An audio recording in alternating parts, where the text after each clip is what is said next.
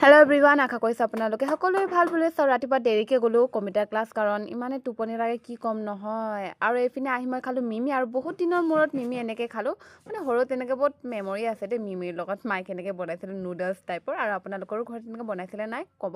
আৰু এতিয়া খাই লৈছোঁ ৰুটি, আৰু যিহেতু মই নিৰামিষ খাইছোঁ আৰু ভনীহঁতে চিকেন গাইড, বহুত বেছি দুখ। তাৰপাছত ইয়াতে মই ধুলোঁ চুলি, আৰু চুলি ধুবলৈ ইমান বেছি বৰিং কিয় লাগে জানো বাৰু। তাৰপাছত গাইজ, মোৰ গৰম দিনৰ যোগাৰ হ'ল ইয়াৰ ফেন। কাৰেণ্ট যোৱাৰ পাছত ইয়াৰে ফেন মই চলাই থাকিম আৰু বিন্দাছ শুই থাকিম, আৰু ঠাণ্ডা ঠাণ্ডা লাগিব আৰু দেই ফেনটোৰ পৰা। তাৰপাছত কাপোৰখিনি উঠালোঁ, আৰু সন্ধিয়া টাইমত চটাপটাটো খাব মন যায় হয়নে। ইয়াতে খাই ল'লোঁ মই পকৰি, আৰু ইয়াতে মিল্কীবাৰৰ চাই মোৰ মাথা ঘূৰাইছে গাইজ। দিনে দিনে আৰুৱে সৰু হৈ আছে যে, নে ডাঙৰ আছিলে, মইতো বেছিভাগ এনেকৈ নাখাওঁ দেই। তাৰপাছত আজি বনাব মটৰ চব্জি আৰু নিৰামিষ হোগা, নিৰামিষ মে পিঁয়াজৰ লচুনটো रहेগা না।